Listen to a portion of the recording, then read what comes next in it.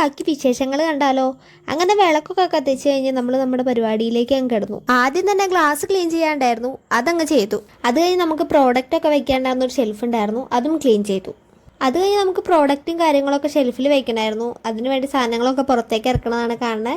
അത് കഴിഞ്ഞ് ഇതെല്ലാം എടുത്ത് ഷെൽഫിൽ കയറ്റിയിട്ടാ. അത് കഴിഞ്ഞ് ഗണപതി ഹോമം ചെയ്ത് കഴിഞ്ഞിട്ടുള്ള സാധനങ്ങളാട്ടോ അതൊക്കെ സൗമ്യ ചേച്ചി ക്ലീൻ ചെയ്തു.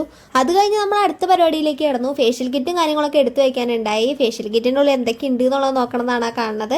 ആവശ്യമില്ലാത്ത സാധനങ്ങൾ എടുത്ത് പുറത്ത് കളയുക, നമ്മൾ ആവശ്യമുള്ള കാര്യങ്ങൾ മാത്രമേ വെക്കാൻ പാടുള്ളൂ അതിൻ്റെ ഉള്ളിൽ. അങ്ങനെ അതൊക്കെ നോക്കി എടുത്ത് വെച്ച് കഴിഞ്ഞിട്ട് നമ്മൾ കിറ്റൊക്കെ എല്ലാം ഒതുക്കി ഒരു സ്ഥലത്തേക്ക് എടുത്ത് വെച്ചിട്ടുണ്ട് കേട്ടോ.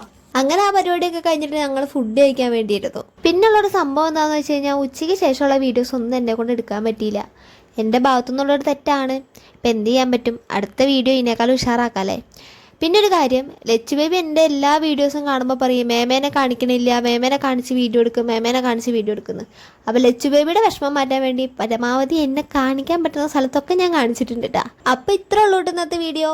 അപ്പം പിന്നെ അടുത്ത വീഡിയോ ആയിട്ട് പിന്നെയും കാണാം. അപ്പോൾ ഓക്കെ, ടാറ്റാ ബേബി.